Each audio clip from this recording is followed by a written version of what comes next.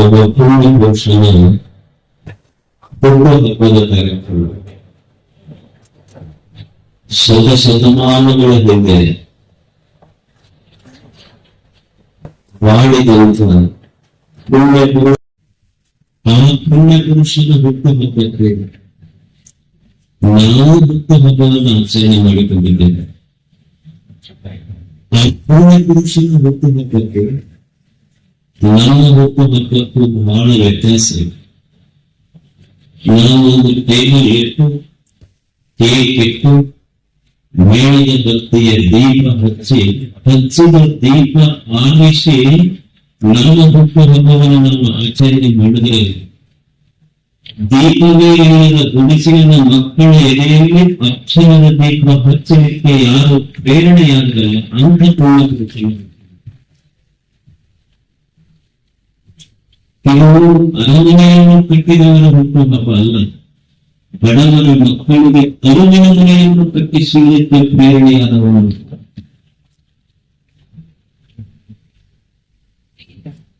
ಕೆಲವು ಅರಿವಿನ ಮನೆಗಳನ್ನು ಕಟ್ಟಿಸಲಿಕ್ಕೆ ಪ್ರೇರಣೆಯಾದವರು. ಅಂಥವರ ನೆನಪು ನಾವು ಕಾರ್ತಿಕ ಮಾಡ್ತೇವೆ, ದೇವರ ಮುಂದೆ ದೀಪ ಹಚ್ತೇವೆ, ಹಚ್ಚಿದ ದೀಪ ಆಗ್ತದೆ, ನಾವು ಹಚ್ಚಿದ ದೀಪ ಆಗ್ತದೆ. ಆದರೆ ಅವರ ನೆನಪು, ಅವರ ಚರಿತ್ರೆ ಶತಮಾನಗಳಿಂದ ಈ ನಾಡಿನ ಭಕ್ತರ ಎದೆಯಲ್ಲಿ ಇನ್ನೂ ಆರನೇ ಉಳಿದೆಯಲ್ಲ. ಅವರದ್ದು ನಿತ್ಯ ಕಾರ್ತಿಕೋತ್ಸವ ನಡೀತಾ ಇದೆ. ನಮ್ಮದು ಒಂದು ದಿನದ ಕಾರ್ತಿಕೋತ್ಸವ, ಅವರದ್ದು ನಿತ್ಯ ಕಾರ್ತಿಕೋತ್ಸವ. ಅಂತ ಪುಣ್ಯ ಪುರುಷನ ಜಯಂತ್ಯುತ್ಸವದ ಈ ಸಂದರ್ಭದಲ್ಲಿ ವೇದಿಕೆಯಲ್ಲಿರುವ ಸುತ್ತೂರಿನ ಸನ್ನಿಧಿಗಳನ್ನು ಮೊದಲುಗೊಂಡು ಎಲ್ಲ ಪೂಜೆಯಲ್ಲಿ ಹಿರಿಯರಲ್ಲಿ ತಮ್ಮೆಲ್ಲರಲ್ಲಿ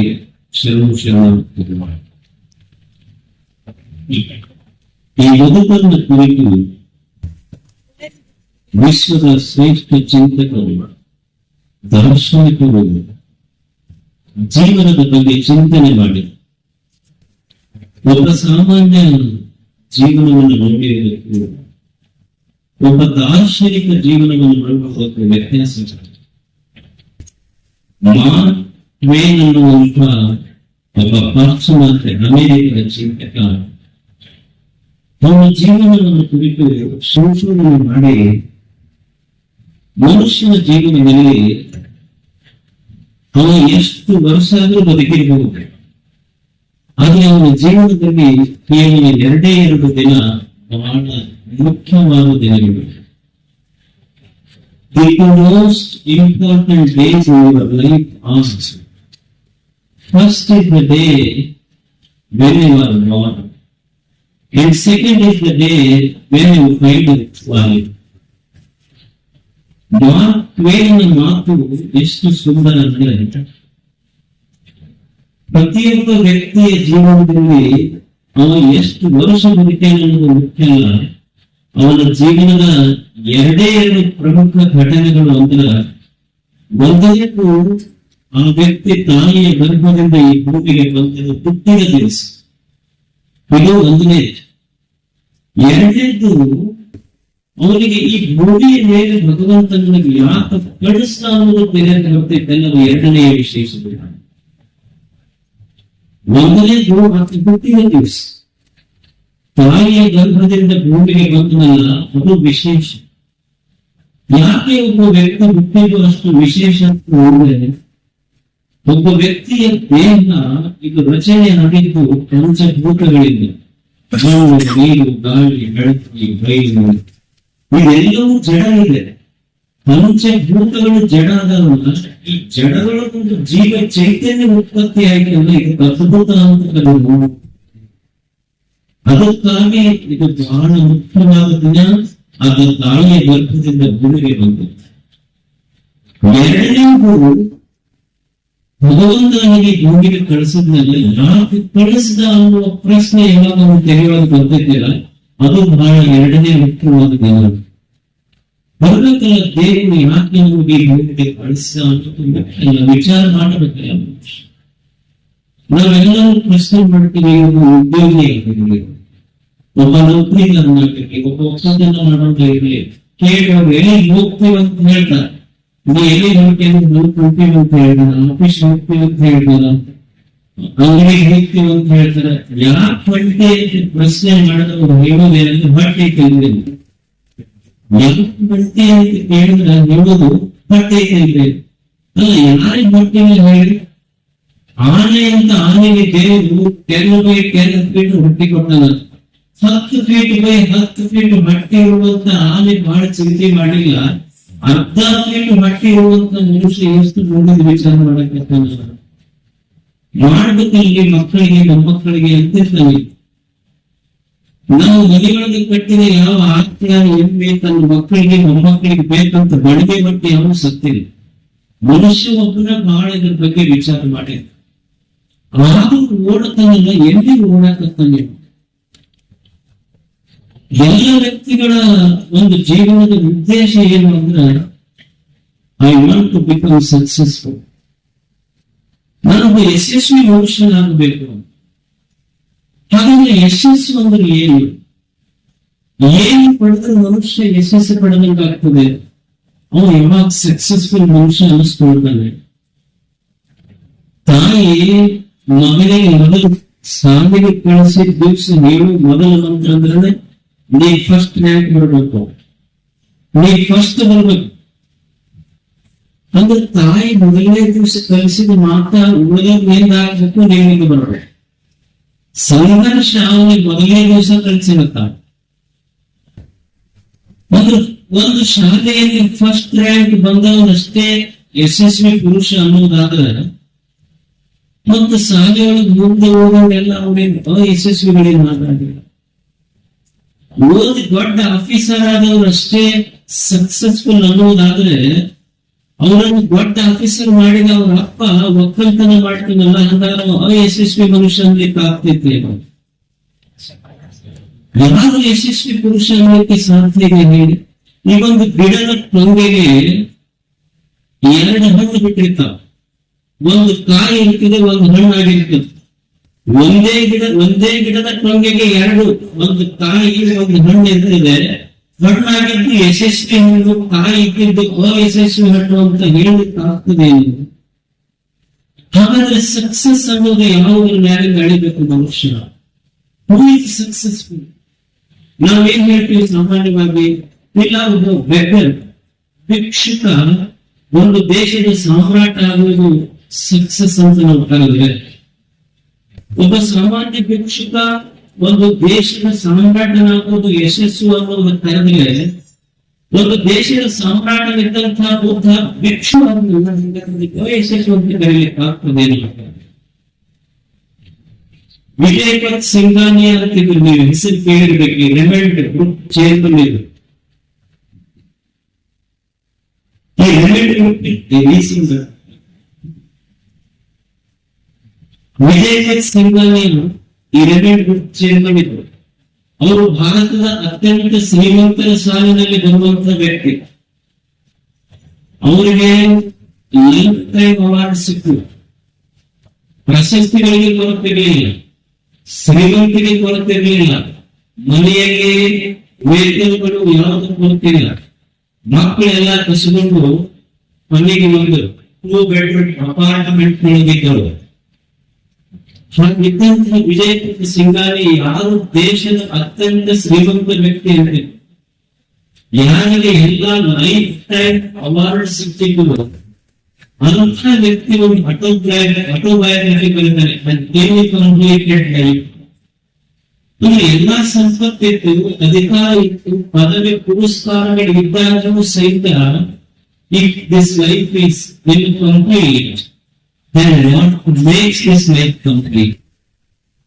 ಎಲ್ಲಾ ಇದ್ದವನು ಸಹಿತ ಈ ಜೀವನ ಇನ್ಕಂಪ್ಲೀಟ್ ಅಂದ್ರೆ, ಈ ಜೀವನವನ್ನು ಕಂಪ್ಲೀಟ್ ಮಾಡುವುದೇ ಅಂತ.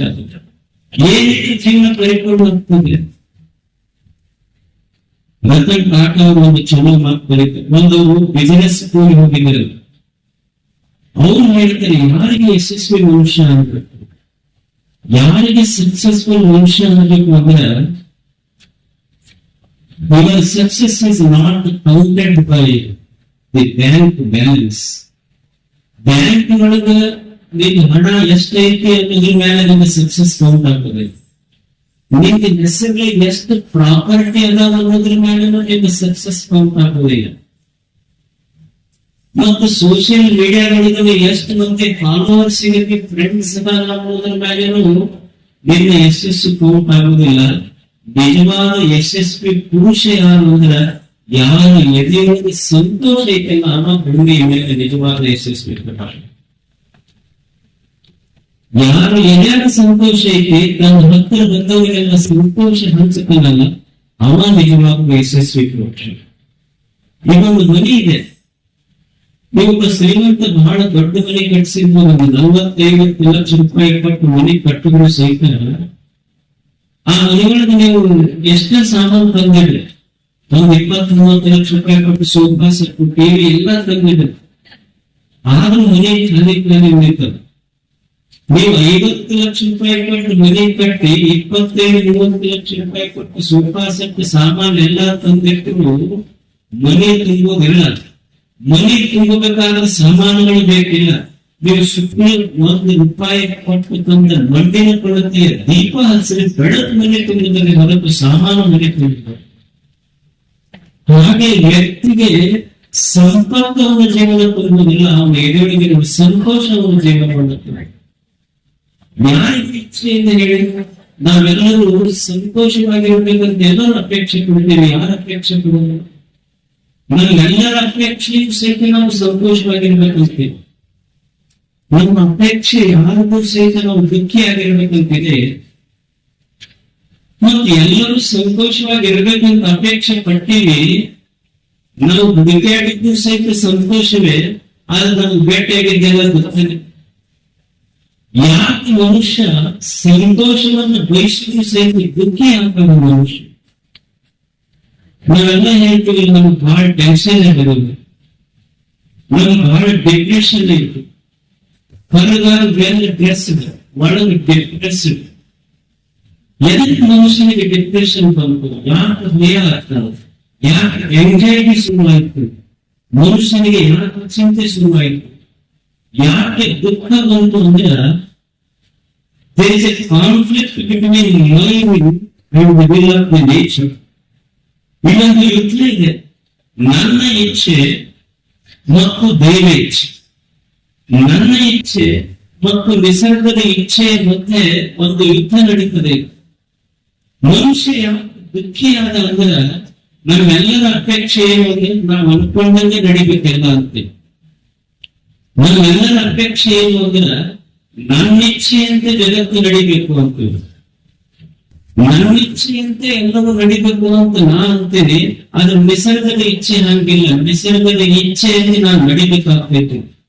ನಿಸರ್ಗದ ಇಚ್ಛೆಗೆ ಹೊಂದಿಕೊಂಡು ನಾನು ಬದುಕನ್ನು ಕಟ್ಕೋಬೇಕಾಗ್ತದೆ. ನಮ್ಮೆಲ್ಲರ ಇಚ್ಛೆ ಏನು? ನಮಗೆ ಯಾಕೆ ದುಃಖ ಆಯ್ತು ಅಂದ್ರೆ, ನಮ್ಮೆಲ್ಲರ ಅಪೇಕ್ಷೆ ಏನು ಅಂದ್ರೆ, ನಾವು ಶರೀರ ಸ್ವರ್ಗಬಾರದು, ನಾವು ಸಂಪರ್ಕ ಕರಗಬಾರದು, ನಮ್ಮ ಸಂಬಂಧಗಳು ಮುರಿಬಾರದು, ನಮ್ಮ ಮನೆಯಾಗ ಯಾರಿಗೆ ಸಾವು ಬರಬಾರದು. ಇದು ನಮ್ಮ ಇಚ್ಛೆ. ಆದ್ರೆ ನಿಸರ್ಗದ ಇಚ್ಛೆ ಹಿಂಗಾಯ್ತು ಏನು? ಶರೀರ ಅಂದ ಮೇಲೆ ಸ್ವರ್ಗುವುದೇ, ಸಂಪರ್ಕ ಅಂದ ಮೇಲೆ ಕರಗುವುದೇ, ಸಂಬಂಧಗಳು ಬಂದವಂತ ಮೇಲೆ ಮುರಿಯುವುದೇ, ಸಾವು ತಮ್ಮ ಹುಟ್ಟಿದ ಮೇಲೆ ಸಾವು ಬರುವುದೇ. ಈ ಸತ್ಯವನ್ನು ಒಪ್ಪಿಕೊಂಡು ಬದುಕಿದ್ರೆ ದುಃಖ ಇಲ್ಲ. ಈ ಸತ್ಯವನ್ನು ಒಪ್ಪಿಕೊಂಡು ಬದುಕಿದ್ರೆ ಇದು ನಮ್ಮ ಇಚ್ಛೆ ಐತಿ. ಏನೈತಿ? ನಮ್ಮ ಶರೀರ ಸ್ವರ್ಗಬಾರದಂತೇಳಿ ನಾವು ಯಾರ ಅಪೇಕ್ಷೆ ಪಡ್ತೀವಿ. ನಮ್ಮ ಮುಖದ ಮೇಲೆ ಒಂದು ಸಣ್ಣ ವೆಹಿಕಲ್ ಬೀಳಬಾರ್ದು ಅಂತೀವಿ. ನಮ್ಮ ಇಚ್ಛೆ ಏನೈತಿ ಅಂದ್ರೆ, ನಮ್ಮ ಮುಖದ ಮೇಲೆ ವೆಹಿಕಲ್ ಬೀಳಬಾರ್ದು, ನಮ್ಗೆ ಯಾರು ಅಂಕಲ್ ಅಲ್ಲ. ಇದು ನಮ್ಮ ಇಚ್ಛೆ. ವೆಹಿಕಲ್ ಬೀಳಬಾರ್ದು, ಅಂಕಲ್ ಅನ್ನಬಾರ್ದು. ಅಂದ್ರೆ ಏನು? ವೆಹಿಕಲ್ ಹಾಡ್ಕೊಂಡು ಓಡಿ ಅಡ್ಡಾಡ್ತೀನಿ. ನಮ್ಮ ಇಚ್ಛೆ ಐತಿ ಮುಖದ ಮೇಲೆ ರೆಂಕಲ್ ಬೀಳಬಾರ್ದು, ಅಂಕಲ್ ಇರಬಾರ್ದಂತ. ಆದ್ರೆ ದೇಹ ಕೇಳ್ತೈತೆ ಒಂದು ದಿವಸ ಬರಬಲ್ಲ ರೆಂಕಲ್ ಬಂದಿದೆ.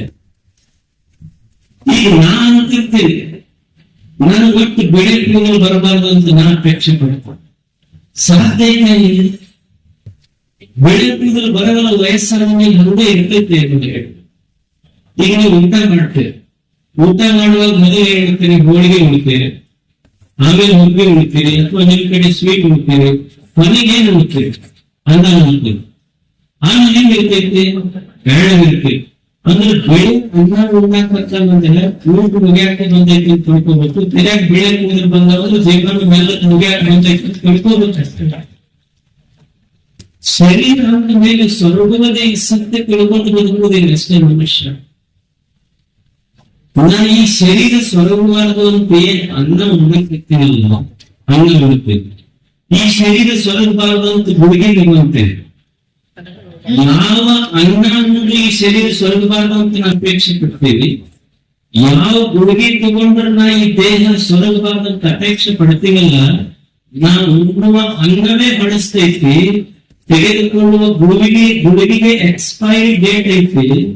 ಎಕ್ಸ್ಪೈರಿ ಆಗುವ ಡೇಟ್ ಗುಡುಗಿ ತಗೊಂಡು ಹಳಸುವ ಅನ್ನ ಒಂದು ಶರೀರ ಸ್ವರ್ಗಬಾರದು ಅನ್ನೋದು ಸಾಧ್ಯ ಇಲ್ಲ. ಶರೀರ ಅಂದ ಮೇಲೆ ಸ್ವರ್ಗವದೇ, ಇದನ್ನು ಒಪ್ಕೋಬೇಕು ಮನುಷ್ಯ. ಶರೀರ ಸ್ವರ್ಗವದೇ, ಸಂಪತ್ತು ಕರಗುವುದೇ. ಯಾರ ಸಂಪತ್ತು ಸಹಿತ ಈ ಭೂಮಿ ಮೇಲೆ ಸ್ಥಿರವಾಗಿ ಹೊಂದಿದೆ. ಅಲಕ್ಷಾಂತ ಮಹಾರಾಜ ಜಗತ್ತಿನ ಗೆದಲಿಕ್ಕೆ ಏನು ಉಳಿದಿರಲಿಲ್ಲ ಅವನಿಗೆ.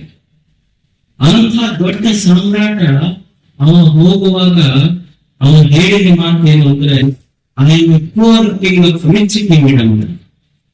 I am A poor king of rich Kingdom.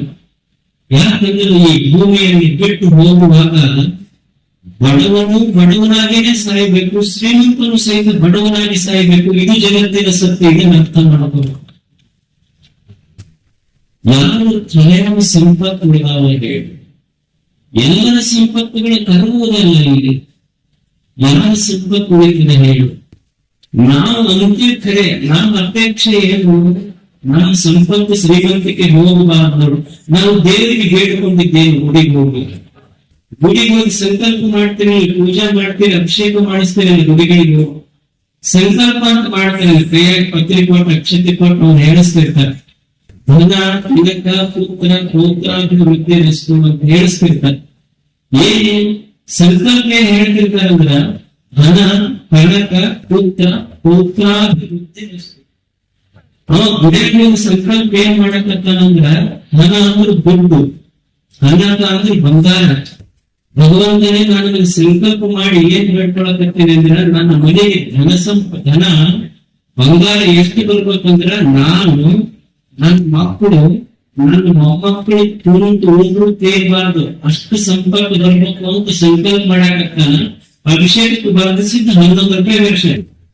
11 ರೂಪಾಯಿ ಬರೆಸಿ ಮೊಮ್ಮಕ್ಕಳು ಆಗುವವರೆಗೆ ತೇರಿದ ಸಂಪರ್ಕ ಕೇಳಿದ ಉಳಿತೈತೆ. ಯಾರ ಸಂಪತ್ತು ಉಳಿದವ ಹೇಳಿ? ಈಗ ಒಬ್ಬ ವ್ಯಕ್ತಿ ಸತ್ತಾಗ ಮಕ್ಕಳ ಹಾರಿಸ್ತೈತೆ, ನಿಮ್ ಕಡೆ ಹಾರಿಸ್ತಾರೆ, ಗೊತ್ತಿಲ್ಲ, ಹಾರಿಸ್ತಾರ. ಎಲ್ಲ ಕಡೆನೂ ಹಾರಿಸಬೇಕು. ವ್ಯಕ್ತಿ ಸತ್ತಾಗ ಈಗ ದುಡ್ಡು ಹಾರಿಸ್ತಿರ್ತಾನೆ. ಯಾರೋ ದುಡ್ಡಿ ಕೇಳಿದ್ರು, ಅಲ್ಲೋ ನಿಮ್ ಯಜಮಾನ ತೀರ್ಕೊಂಡ ನೀನ್ ನೋಡೋದು ಎಷ್ಟು ಹಾರಾಡಕತ್ತಿ ಜಿಗಿದಾಡಕತ್ತಿ ಇಲ್ಲ, ಆ ದುಡ್ಡು ಹೇಳತ್ತಂತೆ. ಇಷ್ಟು ದಿವಸ ನನಗ್ ಒಳಗಿಟ್ಟು ಅವ ಜಿಗಿದಾಡ್ತಿದ್ದೆ, ಈಗ ಅವ್ರಿಗೆ ಒಳಗಿಟ್ಟು ನಾ ಹಾರಾಡ್ತೀನಿ ಅಂತ ದುಡ್ಡು ಹೇಳ್ತಿರ್ತಾನೆ. ಎಲ್ಲ ಸಂಪತ್ತು ಕರೆ ಉಳಿದಕ್ಕೆ ಜಗತ್ತಿನ ಮೇಲೆ ಸಂಪತ್ತು ಅಂದ್ರೆ ತಂದುವುದೇ ನೆಕ್ಸ್ಟ್. ಸಂಬಂಧಗಳು ಮುರಿದಿದೆ. ನಾವು ಅಂತೀವಿ ನಿಮ್ಮ ಅಪೇಕ್ಷೆ ಏನೈತೆ, ನಮ್ಮ ಸಂಬಂಧಗಳು ಮುರಿಬಾರದ್ರಿ. ಎಷ್ಟು ಅದನ್ನ ಗಟ್ಟಿ ಹಿಡಿದಿರ್ತೀವಿ. ನಮ್ಮ ಸಂಬಂಧಗಳು ಮುರಿಬಾರದು.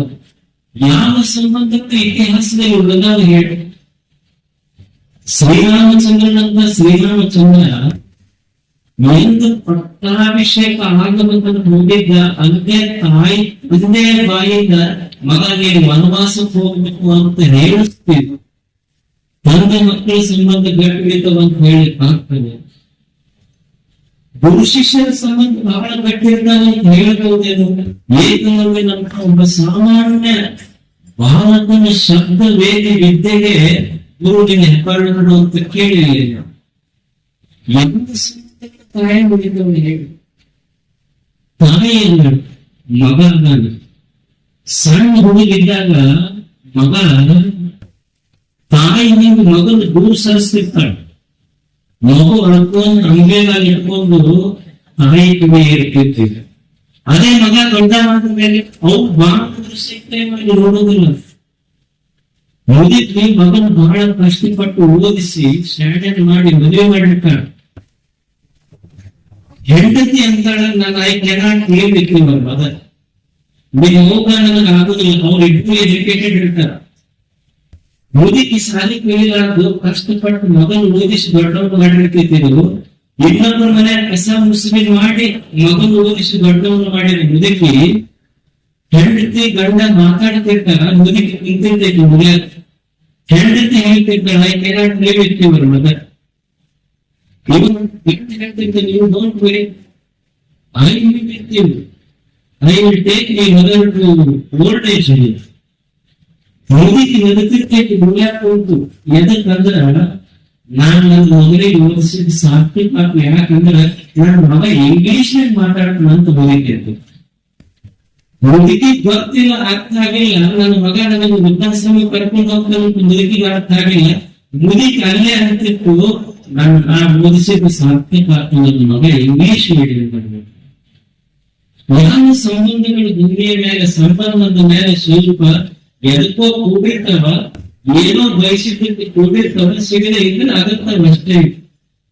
ಯಾವ ಕೀರ್ತಿಗಳು ಕಾಯಂ ಹೇಳಿ ಭೂಮಿ ಮೇಲೆ ಅವ್ರು ಎಷ್ಟೇ ರಾಜ ಮಗನಾಗಿರಬಹುದು, ಯಾವ ಕೀರ್ತಿಗಳು ಭೂಮಿ ಮೇಲೆ ಕಾಯಂ ಹೋಗಿಲ್ಲ.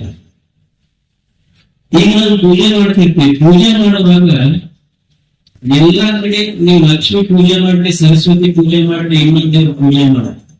ಯಾವ ದೇವ್ರ ಪೂಜೆ ಮಾಡಬೇಕಾದ್ರೂ ಮೊದಲು ಗಣಪತಿ ಪೂಜೆ ಮಾಡ್ತಾರೆ. ದೇವಿ ಒಂದ್ ಅಡಿಕೆ ಇಟ್ಟು ಗಣಪತಿ ಪೂಜೆ ಮಾಡ್ತಾರೆ ಮೊದಲು. ಅಂದ್ರೆ ಉಳಿದ ದೇವ್ರ ಪೂಜೆ ಮಾಡಬೇಕಾದ್ರೆ ಮೊದಲು ಗಣಪತಿ ಪರ್ಮಿಷನ್ ತಗೊಂಡು ಉಳಿದ ದೇವ್ರ ಪೂಜೆ ಮಾಡ್ತಾರೆ. ಅಂದ್ರೆ ಉಳಿದ ದೇವ್ರು ಕೂಡಬೇಕಾದ್ರೆ ಮೊದಲು ಗಣಪತಿ ಪರ್ಮಿಷನ್ ಕೇಳಬೇಕು. ಈಗ ಕಾಲ ಎಷ್ಟು ಬದಲಾಗೈತಿ. ನೀವು ಗಣಪತಿ ತಾನಾಗ ಕೂಡಬೇಕಾದ್ರೆ ಈ ಪೊಲೀಸರ ಪರ್ಮಿಷನ್ ತಗೊಂಡು ಕೂಡಬೇಕಾದಂತ ಕಾಲ ಬಂದೈತಿ ಅಂತ ಮೇಲೆ ಪದ್ಧತಿಗಳು ಭೂಮಿ ಮೇಲೆ ದುಡಿತವೆ. ಹೋಗುದಲ್ಲ ಒಂದು ಮೇಲೆ ಕೀರ್ತಿ ಸಂಬಂಧಗಳನ್ನು ಮೇಲೆ ದೂರ ಸರಿಯುತ್ತೆ. ಶರೀರ ಸೊದಗುತ್ತೈತಿ, ಸಂಪತ್ತು ಹರಡುತ್ತೈತಿ, ಸಂಬಂಧಗಳು ಮುರಿತಾವ. ಸಾವು ಬರುದೇ ಎಲ್ಲರಿಗೂ ಬಂದಿಲ್ಲ. ಹೇಗೆ ಒಂದು ದಿವಸ ಮುಪ್ಪಾಗ್ತದೆ ಮನುಷ್ಯನಿಗೆ. ಮುಪ್ಪಾಗ ಅಂದ್ರ ಈ ದೇಹ ತನ್ನಷ್ಟಕ್ಕೆ ತಾನೇ ಹೋಗ್ತದೆ. ಈಗ ನೀವು ಈ ಗ್ರಾಮ ಪಂಚಾಯತಿ ಕೇಳ್ಕೊಂಡು ಇನ್ನೂ ಚಲೋ ಆಗ್ತದೆ. ಈ ಪುರಸಭೆ ಅಂತ ಇರ್ತೇವೆ. ಈ ಪುರಸಭೆಗೆ ಒಬ್ಬರು ಅಧ್ಯಕ್ಷರಿರ್ತಾರೆ. ಪುರಸಭೆಯ ಅಧ್ಯಕ್ಷರು ಎಲ್ಲಿವರೆಗೆ ಅಧ್ಯಕ್ಷರಾಗಿರ್ತಾರಂದ್ರ ಎಲ್ಲಿವರೆಗೆ ಮೆಂಬರ್ಗಳು ಇರ್ತಾರಲ್ಲ, ಮೆಂಬರ್ಗಳು ಸಾಥ್ ಕೊಡ್ತಾರ, ಸಪೋರ್ಟ್ ಇರ್ತೈತಿ. ಅಲ್ಲಿವರೆಗೆ ಪುರಸಭೆಯ ಅಧ್ಯಕ್ಷರಾಗಿರ್ತಾರೆ. ಯಾವಾಗ ಮೆಂಬರು ಅವ್ರು ಗಾಡಿ ಕಟ್ಕೊಂಡು ಬೇರೆ ಬೇರೆ ಊರ್ ಬಿಟ್ಟು ಹೊರಟ್ರು ಅಂದ್ರ ಅಧ್ಯಕ್ಷ ಹೇಳ್ತಾನೆ ಬಾಡಿ ಡಿಸಲ್ವ್ ಆತು ಅಂತ ನಾವು ಹೇಳ್ತೀವಿ. ಹಂಗ ಈ ಮನುಷ್ಯನ ದೇಹ ಅನ್ನೋದು ಇದಕ್ಕೆ ದೇಹಕ್ಕೊಂದು ಪುರ ಅಂತ ಕರೀತಾರೆ. ಈ ದೇಹವೇ ಒಂದು ಪುರಸಭೆ. ಈ ದೇಹದೊಳಗೆ ಜೀವ ಅನ್ನೋದೇನಲ್ಲ, ಜೀವ ಈ ಪುರಸಭೆಗೆ ಅಧ್ಯಕ್ಷ. ನನ್ನ ಕಣ್ಣ, ಕೈಯ, ಕಾಲ, ಮೂಗ, ನಾಲಿಗೆ ಇವೆಲ್ಲ ಇಂದ್ರಿಯಗಳಲ್ಲ ಈ ಪುರಸಭೆ ನಿರ್ಣಯಿಸೋದಲ್ಲ. ಈ ಮೆಂಬರ್ಸ್ ಯಾವಾಗಲೂ ಕಾಯಂ ಅಧ್ಯಕ್ಷರು ಇರ್ತಾರಂತ. ಸ್ವಲ್ಪ ವಯಸ್ಸಾಗ್ತಿತ್ತು, ಚಸ್ಮಾ ಬಂದು ಕಣ್ಣು ಕಾಂಡಾದಂಗ ಆಗ್ತಾಯಿತ್ತು. ಕೈ ನಡಗಾಕ್ ಶುರು ಆಗ್ತಾವ, ಕಾಲು ನಡಗಾಕ್ ಶುರು ಆಗ್ತಾವ, ಕಿವಿ ಕೀಳಾದಂಗ ಆಗ್ತೈತಿ. ಅಂದ್ರೆ ಒಬ್ಬೊಬ್ಬರು ಮೆಂಬರ್ಗಳು ಉತ್ಪಾದನೆ ಸಪೋರ್ಟ್ ಹಿಂದಿಲ್ ತಕೊಂಡ್ ಹೋಗ್ತಾರ. ಒಂದು ದಿವಸ ದೇಹದೊಳಗಿರುವ ಜೀವ ಅನ್ನುವ ಅಧ್ಯಕ್ಷ ಬಿಟ್ಟು ಹೋಗ್ತಾನೆ. ಇದು ಬಾಡಿ ಡಿಸಾಲ್ವ್ ಆಗಿ ಹೋಗಿಬಿಡ್ತೈತಿ. ಎಲ್ಲರೂ ಒಪ್ಕೋಬೇಕು ಸತ್ಯ. ತಗೊಂಡು ಸಾವು ಬರುವುದೇ. ಸಾಕ್ರೆಟಿಸ್ ಅಂತಿದ್ದ. ಸಾಕ್ರೆಟಿಸ್ನಿಗೆ ವಿಷ ಕೊಟ್ಟು ವಿಷ ಹ್ಯಾಂಗಾಕ್ ಅಂತ ಕೊಟ್ಟು ಹ್ಯಾಂಗಾಕ್ ಸ್ಲೋ ಪಾಯ್ಸನ್. ಹ್ಯಾಂಗಾಕ್ ಕುಡಿದಂತ ಸಾಕ್ರೆಟಿಸ್ ಸಾವಿನ ಕಡೆ ಹೆಜ್ಜೆ ಹಾಕ್ತಿದ್ದ ಒಂದು ಶಿಷ್ಯ ಕ್ರೇಟೆಯು ಅಳುತ್ತಿದ್ದ. ಸಾವು ಎದುರಾಯ್ತು ಗೊತ್ತಿದ್ದು ಸಹಿತ ಸಾಕ್ರೆಟಿಸ್ ನಿಂತಿದ್ದ. ಸಾಕ್ರೆಟಿಸ್ ಶಿಷ್ಯ ಕ್ರೇಟೆ ಅಳುತ್ತಿದ್ದ. ಎಲ್ಲ ಕೇಳಿದ್ರೆ ಕ್ರೇಟು ಯಾಕೆ ಹೇಳಕತ್ತೀನಿ ಇಲ್ಲ ಗುರುಗಳು ನಮಗೆಲ್ಲ ಜ್ಞಾನ ಕೊಡ್ತಾರೆ, ಬದುಕು ಕೊಟ್ಟಂತ ಗುರು ಸಾಕ್ರೆಟಿಸ್ ಸಾವಿನ ಕಡೆ ದುಃಖ ಮಾಡಿದ್ದಾರೆ. ಇನ್ನೊಂದು ಗಿಡದಿಗೆ ಇನ್ನೊಂದು ಗಿಡದಿಂದ ಗುರುಗಳ ತೀರ್ ಕೊಡ್ತಾರಲ್ಲ, ಸಾವು ಬರ್ತದೆ, ಅದಕ್ಕೆ ದುಃಖ ಆಗ್ತದೆ.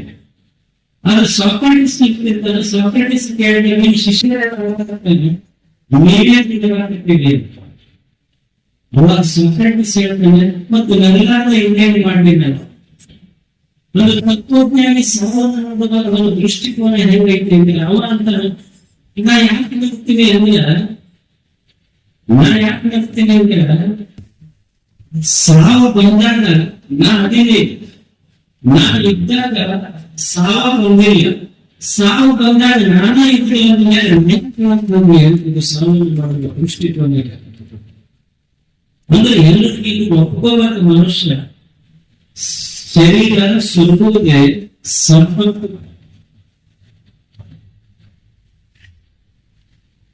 ಶರೀರ ಸುರುವುದೇ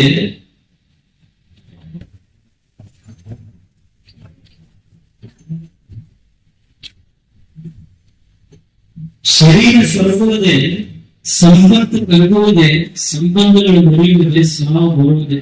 ಈ ಸತ್ಯವನ್ನು ಒಪ್ಪಿಕೊಂಡು ಬದುಕಬೇಕು ಮನುಷ್ಯ. ನಾನು ಅನಿಚ್ಛೆಯಂತೆ ಎಲ್ಲ ನಡೀಬೇಕು ಅನ್ನೋದು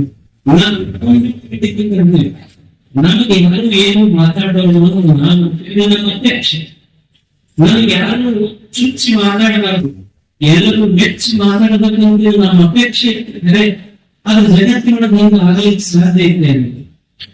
ನೀವು ಊರು ಮುಂದೆ ಬಾವಿ ಮುಗಿಸ್ಬೋದು, ಆದ್ರೆ ಊರು ಮುಂದೆ ಬಾಯಿ ಮುಗಿಸ್ಲಿಕ್ಕೆ ಸಾಧ್ಯ ಇಲ್ಲ. ಊರ ಮುಂದೆ ಬಾವಿ ಬೇಕಾದ್ರೆ ಮುಗಿಸ್ಬೋದು. ಜನರಾದ ಮಾತುಗಳು ಟೀಕೆಗಳು ಬಿಡ್ತ ಮೇಲೆ ಮುಗಿಸ್ಬೋದು. ಹುಡುಗಿ ಎಷ್ಟ ಚಲೋತ್ನಾಗೆ ಓಟಿ ಚಾಟಿ ಏಟು ತಪ್ಪೋದಿಲ್ಲ. ಮಾನವ ಗಿಡ ಎಷ್ಟು ಚಲೋ 100 ತಪ್ಪೋದಿಲ್ಲ. ಸಮಾಜಗಳು ಬರೋರು ಎಷ್ಟು ಒಳ್ಳೆ ಕೆಲಸ ಮಾಡಿ ನಿಂದೆ ಮಾತುಗಳು ಮಾತ್ರ ತಪ್ಪಿದ್ದಲ್ಲ ಸಮಾಜದಲ್ಲಿ. ಈ ಸತ್ಯವನ್ನು ಅರಿತುಕೊಳ್ಳುವುದಷ್ಟೇ. ಅಂದ್ರ ಈ ಜಗತ್ತಿನಲ್ಲಿ ನಾನು ಸಂಘರ್ಷಬೇಕಾಗಬಾರದು, ಸಮರ್ಪಣೆಯಾಗಬೇಕಾಗಬಾರದು.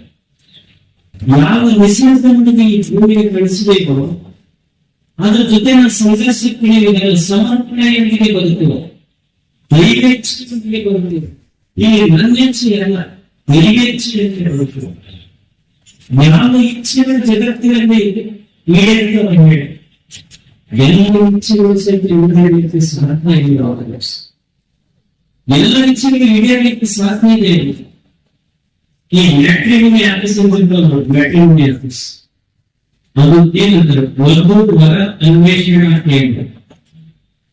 ಒಬ್ಬರಿಗೆ ಮದುವೆ ಆಗಿದ್ದಕ್ಕಿಂತ ಅವ ಆ ಮ್ಯಾಟ್ರಿಮೋನಿ ಆಫೀಸ್ಗೆ ಹೋಗುವ ವಧು ವರ ಅನ್ವೇಷಣಾ ಕೇಂದ್ರ. ವಧು ವರ ಅನ್ವೇಷಣಾ ಕೇಂದ್ರಕ್ಕೆ ಹೋದ್ರೆ ಅವರ ಕನ್ಯಾಜ್ ಇರ್ತಾರೆ. ಅವಾಗ ಅವ್ರ ಆಫೀಸರ್ ಹೇಳಿದ್ರು, ನಿನಗೆ ಎಂತ ಕನ್ಯೆ ಬೇಕು ಅಂತ ಕನ್ಯೆ ಸಿಗ್ತಾನೆ, ನೀನು ಚಾಯ್ಸ್ ಮಾಡ್ಕೋಬೇಕಷ್ಟೇ. ಅಲ್ಲಿ ಒಳಗೆ ಹೋದ ಒಂದು ಆಫೀಸ್ ಇತ್ತು, ಆಫೀಸ್ನಲ್ಲಿ ಒಂದು ಬಾಗಿಲು, ಒಳಗೆ ಕೂಡ 2 ಬಾಗಿಲು. ಒಂದು ಬಾಗಿಲ ಮೇಲೆ ಏನ್ ಬಂದಿತ್ತು ಅಂದ್ರ, ಇದು ಕನ್ಯಾ ಸುಂದರ ಇರೋರು ಬೇಕು ಅಥವಾ ಸ್ವಲ್ಪ ಸಾಧಾರಣ ನಡೀತಿತ್ತು.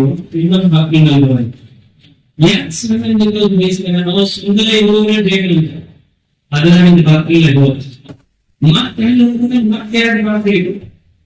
ಏನ್ ಕನ್ಯಾ ವಯಸ್ಸಾದ ನಡೀತಿತ್ತು, ಏನು ವಿದ್ಯೆ ಇರಬೇಕು, ಮತ್ತೆ 2 ಬೇಕು. ಅವಾಗ ವಿದ್ಯೆ ಇರ್ಬೇಕು, ಮತ್ತೆ ಆವಾಗದಿಂದ ಇನ್ನೊಂದು ಒಳಗ್ ಬಂತು, ಮತ್ತೆ 2 ಬಾಗಿಲು. ಏನು ವರದಕ್ಷಿಣೆ ಕೊಡಬೇಕು, ಏನು ಕೊಡದೆ ನಡೀಬೇಕು. ಇವಂತ ವರದಕ್ಷಿಣೆ ಕೊಡಬೇಕು, ಮತ್ತೆ ಆ ಬಾಗಿಲ ತೆಗೆದು ಒಳಗ್ ಬರೋದು, ಮತ್ತೆ 2 ಬೇಕು. ಏನ್ ಅಡಿಗೆ ಮಾಡಕ್ ಬರೋರು ಬೇಕು, ಏನ್ ಅಡಿಗೆ ಮಾಡದೇ ಇದ್ರು ಬರೋರು ನಡೀಬೇಕು.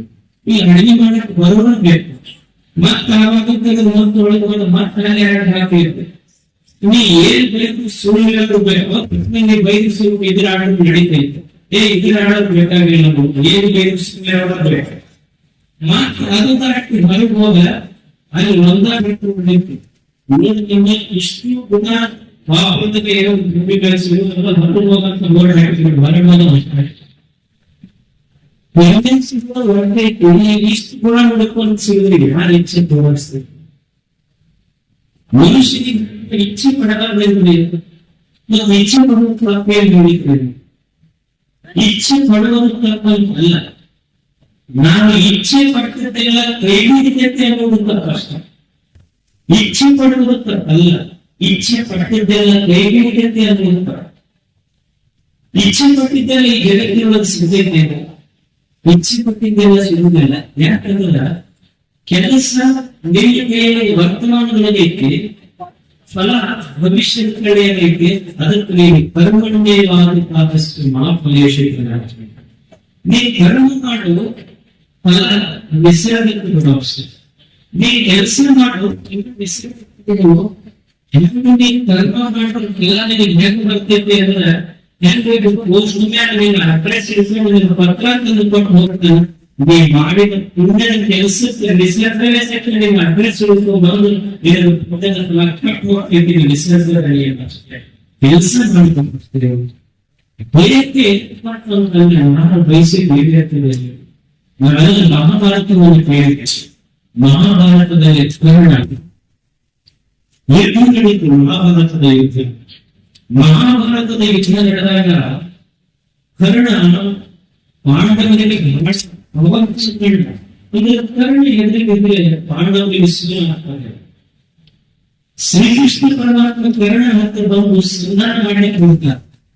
ನೀನು ಸೂರ್ಯ ಪುತ್ರಬೇಕು, ನೀನು ಸೂರ್ಯ ಪುತ್ರ ನಿಂತು ನೀನು ಪಾಂಡವರ ವಾಸ್ತವದಲ್ಲಿ ಹಿರಿಯಬಹುದು. ನೀನು ಪೂರ್ತಿಯ ಹಿರಿಯರಾಗೋದ್ರಿಂದ ನೀನು ಪಾಂಡವರ ರಾಜನಾಗಬೇಕು, ನಿನ್ನ ರಾಜ್ಯಾಭಿಷೇಕ ಸಿಗ್ತೈತಿ. ನೀವು ಕೌರವರ ಹತ್ರ ಉಳಿದೆ ಅಂದ್ರೆ ಏನು ಸೂರ್ಯ ಪುತ್ರ ಅಲ್ಲ, ಸೂತಪುತ್ರ ಅಂತ ಕರೀತಾರೆ. ಸೂತಪುತ್ರ ಅಂದ್ರೆ ದಾಸ್ಯ ಅಂತ, ಸೂತಪುತ್ರ ಅಂದ್ರೆ ಸಾಧನೆಯನ್ನು ನಾನು. ಕರ್ಣನಿಗೆ ಕೃಷ್ಣ ಆಶ್ರಮ ನೀವು ಕೌರವರ ಸೈನ್ಯದಿಂದ ನೀವು ಪಾಂಡವರ ಸೈನ್ಯಕ್ಕೆ ಬಂದೆ ಅಂದ್ರೆ ನಿಮಗೆ ರಾಜ್ಯಾಭಿಷೇಕ ಮಾಡುತ್ತೀವಿ ಮತ್ತು ಸೂತಪುತ್ರ ಅನ್ನುವ ಅಪವಾದವನ್ನು ತರ್ತೈತೀರಿ. ಆವಾಗ ಕರ್ಣ ಹೇಳಿದ ಮಾತು ಏನು ನೋಡು, ನೀವು ನನಗೆ ಪಾಂಡವರ ಕರ್ಣ ಕೃಷ್ಣನೇ, ನಾನು ಪಾಂಡವರ ಕಡೆ ಬಂದಿಲ್ಲ, ನನಗೆ ರಾಜ್ಯಾಭಿಷೇಕ ಮಾಡಿಸ್ತೀನಿ ಅಂತ ಹೇಳ್ತೀನಿ. ಕೌರವರ ಕಾಳೆ ಹಾಕಿದ್ರೆ ನಾನು ಸೂತಪುತ್ರನಾಗ್ತೀನಿ ಅಂತ ಹೇಳ್ಬೇಕಾರೆ ನಾನು ಕೌರವರ ಜಗತ್ತು ಪ್ರಶ್ನೆಯಿಲ್ಲ. ಅದರ ರಾಜ್ಯದ ಆಸೆಗಾಗಿ ಸೂತಪುತ್ರ ಅನುಸರಣೆ ಜಗತ್ತಿನ ಸೂತಪುತ್ರ ಅಂತ ಕರೆ ಒಂದು ಕುರ್ಚಿಯ ಆಸೆಗಾಗಿ ಸೂತಪುತ್ರ ಅಂತ ನಾನು ಅನಿಸ್ತೇನೆ. ಎಷ್ಟು ಅದ್ಭುತವಾದ ಜಗತ್ತು ಇಲ್ಲಿ ಬದುಕುವುದು. ಮನುಷ್ಯ ಈಕ್ಷೆಯಿಂದಲೇ ಬದುಕಬಾರ್ದಂತಲ್ಲ, ನಮ್ಮ ಕೆಲಸ ದೊಡ್ಡದಾಗಬೇಕು, ಇಚ್ಛೆ ಸಣ್ಣದಾಗಬೇಕು. ನಾವು ಇಚ್ಛೆ ದೊಡ್ಡದಾಗಿ ಕೆಲಸ ಸಣ್ಣದಾಗಷ್ಟೇ. ಇಚ್ಛೆ ಇರಬಾರ್ದಂತಲ್ಲಿ ನಾವು ಆಟ ಆಡ್ತೀವಿ, ಕಬಡ್ಡಿ ಆಡ್ತೀವಿ, ಕ್ರಿಕೆಟ್ ಆಡ್ತೀವಿ. ಸೋಲನ್ನು ಇಚ್ಛೆಯಿಂದ ಯಾರಾದ್ರೂ ಆಡ್ತಾರೆ, ಸೋಲನ್ನು ಇಚ್ಛೆಯಿಂದ ಯಾರು ಕಬಡ್ಡಿ ಆಡೋದಿಲ್ಲ. ಎಲ್ಲರೂ ಗೆದ್ದಿಯಬೇಕು ನಾವು ಇಚ್ಛೆಯಿಂದ ಆಟ ಆಡ್ತಾರೆ. ನಾವು ನಾವು ಈ ಆಟದಲ್ಲಿ ಗೆಲ್ಲಬೇಕಂತ ಇಚ್ಛೆಯಿಂದ ಹೋಗುದೇ ಆಟ ಪ್ರಯೋಗಗಳಿಗೆ ನಿಲ್ಲಬೇಕಾದ ಎದೆಯ ಬೇಡಿಕೆಯನ್ನು ಇಚ್ಛೆಯಿಂದಲೇ ಹೋಗುದು. ಆದ್ರೆ ಅಂಪೈರ್ ಬಂದು ನಾವು ಯಶಸ್ವಿ ಆಡಬೇಕಾಗ್ತದೆ. ಈ ಜಗತ್ತು ಇದೊಂದು ಆಟದ ಮೈದಾನ. ನಾವೆಲ್ಲರೂ ಎದೆಯ ಬೇಡಿಕೆ ಇಚ್ಛೆಯಿಂದಲೇ ಇಲ್ಲಿ ಬರುವುದು. ಆದ್ರೆ ಕೊನೆಗೆ ಭಗವಂತ ನ್ಯಾಯ ಕೊಡುವಂತ ಭಗವಂತ ಏನ್ ಅಂಪೈರ್ ಡಿಕ್ಷನರಿ ಕೊಡೋದನ್ನಲ್ಲ, ಆ ಅಂಪೈರ್ ಡಿಕ್ಷನರಿಗೆ ತಿಳಿಬಾರ್ದು ನಾವು ಯಶಸ್ವಿ ಈಗ ನಾವು ಇಚ್ಛೆಗೆ ತಿರುಗಾಡುವುದನ್ನು ತಿಳಿಯಬೇಕು. 4 ದಿವಸ ಈ ಭೂಮಿಯ ಮೇಲೆ ಬಂದ ಮೇಲೆ ಸಂತೋಷವಾಗಿ ಬರುವುದು. ಸಂತೋಷವೇ ನಿಜವಾದ ಜೀವನದ ಯಶಸ್ಸು. ಯಾತ್ರಿಕರು ನಾವು ದಿವ್ಯ ಕ್ಷೇತ್ರವಿರುವ ಯಾತ್ರಿಕರು ನಾವು ದಿವ್ಯ ಕ್ಷೇತ್ರವಿರುವ ಸತ್ಯದಿಂದ ನೇಮದಿಂದ ನಡೆಯುವುದು. ರಾತ್ರಿ 105 ಹೊರಗಡೆ ತೆರಳು ಭಕ್ತಿಯನ್ನು ಮೆಚ್ಚುವುದು. ನಾವೆಲ್ಲ ಯಾತ್ರಿಕರಾಗಿ ಬಂದಿವಿ. ಹಿಂದಿನ ಹೆಂಗ್ ಬಂದಿವಿ ಅಂದ್ರೆ ವಿ ಆರ್ ಟ್ರಾವೆಲರ್ಸ್. ನಾವು ಬಂದಲ್ಲಿ ಯಾತ್ರಿಕರಾಗಿ ಬಂದಿವಿ. ಬಂದಿರುವಂತ ಈ ಕ್ಷೇತ್ರ ದಿವ್ಯ ಕ್ಷೇತ್ರ. ಇದು ದೇವರ ದಿವ್ಯ ಕ್ಷೇತ್ರ. ಇದು ನಮ್ಮ ಕ್ಷೇತ್ರ, ನಿಮ್ಮ ಕ್ಷೇತ್ರ, ದೇವರ ದಿವ್ಯ ಕ್ಷೇತ್ರ. ಈ ಕ್ಷೇತ್ರ ಎಷ್ಟು ಅದ್ಭುತವಾಗಿದೆ ಅಂದ್ರೆ ಇಲ್ಲಿ ಮಣ್ಣಿಗೆ ಬಂಗಾರಕ್ಕೆ ಎಷ್ಟು ಬೆಲೆ, ಮಣ್ಣಿಗೂ ಅಷ್ಟೇ ಬೆಲೆ. ಈ ಕ್ಷೇತ್ರ ಬಂಗಾರ ಅಷ್ಟೇ ಕೈಮಾಡ್ತಿದ್ದು ಮಣ್ಣು ಕೈಮಾಡ್ತಿದ್ದು ಅಲ್ಲ. ಮಣ್ಣು ಸಹಿತ ಎಷ್ಟು ನೀರಿದೆ. ದೇವರು ಎಷ್ಟು ಅದ್ಭುತವಾದ ಕ್ಷೇತ್ರ ನಿರ್ಮಾಣ ಮಾಡಿದ್ರೆ ಈ ಕರೆಂಟ್ ವಿದ್ಯುತ್ ಶಕ್ತಿ ಉತ್ಪಾದನೆ ಆಗ್ತದೆ. ವಿದ್ಯುತ್ ಶಕ್ತಿ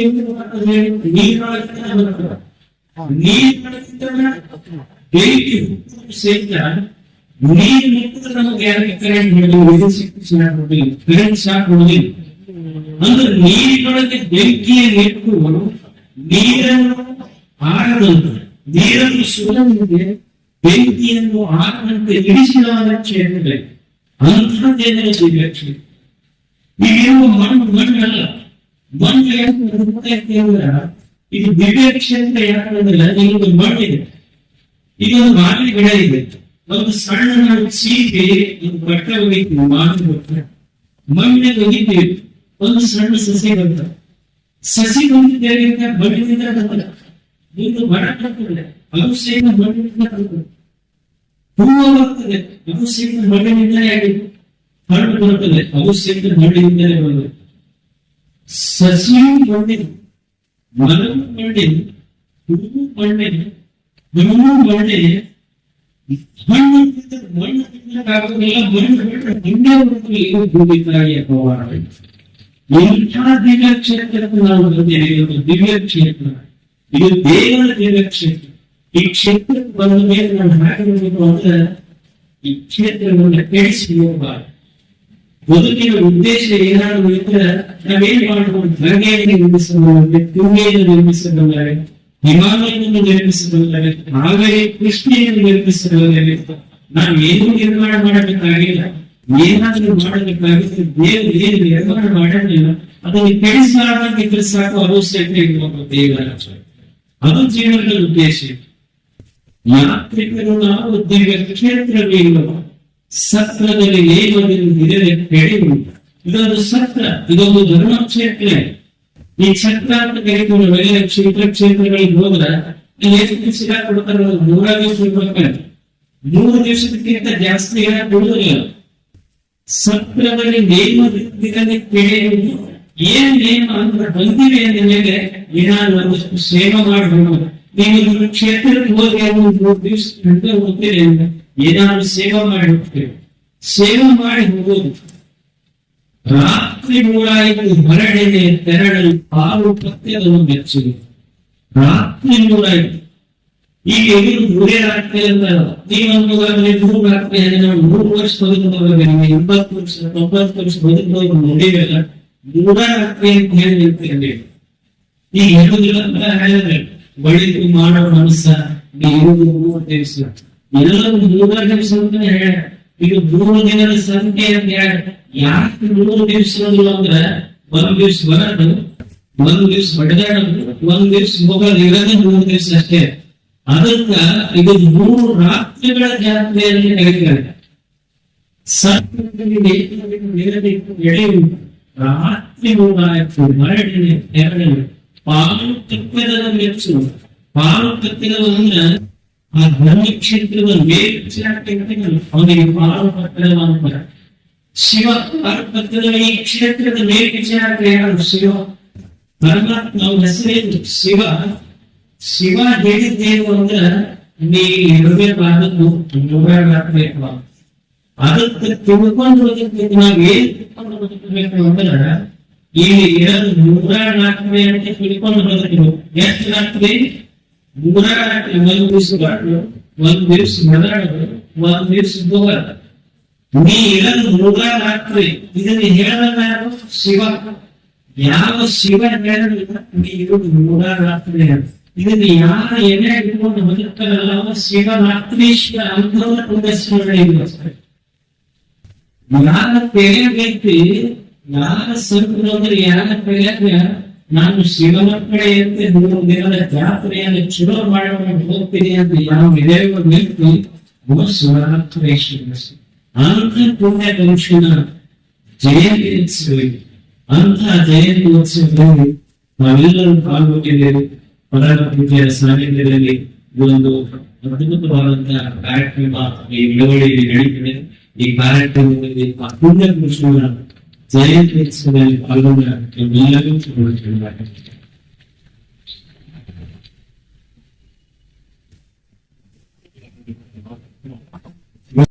ಪಾಂಡುಪುರ ತಾಲೂಕು ನರಳಹಳ್ಳಿಯವರು ರೈತಾಪಿ ಕುಟುಂಬದಿಂದ ಬಂದು ಶ್ರೀಯುತರು BA ಮತ್ತು BE ಪದವಿ ಪಡೆದಿದ್ದಾರೆ.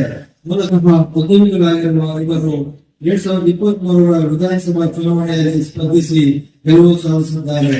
ಮಂಡ್ಯ 6 ಒಕ್ಕೂಟದ ನಿರ್ದೇಶಕರಾಗಿ ಸೇವೆ ಸಲ್ಲಿಸಿದ್ದಾರೆ. ಓದುವ ಅವಕಾಶವನ್ನು ರೂಪಿಸಿಕೊಂಡಿದ್ದಾರೆ ಹಾಗೂ ಕ್ರೀಡೆಯ ಬಗ್ಗೆ ಅಪಾರ ಆಸಕ್ತಿ ಹೊಂದಿದ್ದು ವಿಶ್ವವಿದ್ಯಾನಿಲಯ ಮಟ್ಟದ ಕಬಡ್ಡಿ ಆಟಗಾರರಾಗಿದ್ದಾರೆ. ಶ್ರೀಯುತ